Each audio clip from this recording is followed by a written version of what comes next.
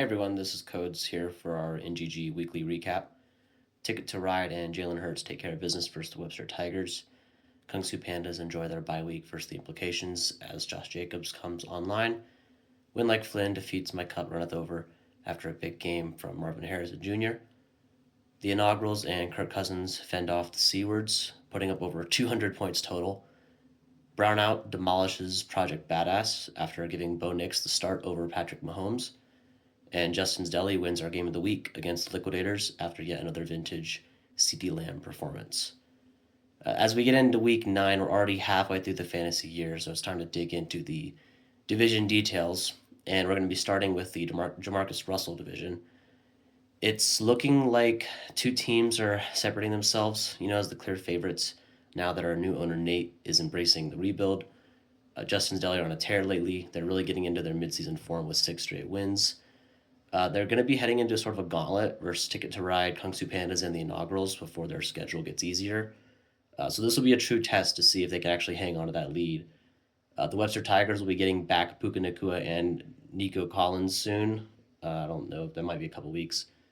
And these teams will see each other again in week 12, which that might be a pivotal matchup in determining who wins the division and gets that coveted playoff seeding. Morgan right now is barely winning the max points for in that interdivision battle. So this race is definitely going to be fun to watch. And then moving on to our favorite or not so favorite division of death. Man, the Ryan Leaf division is having a year to remember. Since this is their last year together, I guess the fantasy gods are just making it rain points. Brownout, the Inaugurals, and the Kung Fu Pandas are all tied at 12-4, and Win Like Flynn is lurking behind at 9-7. Which is better than 500 and crazy that a fourth place team is doing that well. But yeah, crazy enough, when like Flynn is beating the Inaugurals in the Kung Fu Pandas in the max points for department, they just haven't been able to realize all those points this year. And sitting at 9-7, I mean they're still definitely in the hunt. Um, Predicting this division is impossible every year, so we're not even going to try to look at that. But I mean, I think it's pretty safe to say that each of the 12-4 teams are playoff bound, barring a crazy collapse or something. But that doesn't seem likely with the amount of depth both or all of those teams have on their benches. And like I kind of alluded to, Flynn still has some hope for a playoff run, but he's going to have to go back through the ringer versus his own division weeks 12 through 14. So the goal for his team is just to keep winning the games you should win and keep trying to put up points, because I mean in the max points for department he's definitely like right there with the best in the league.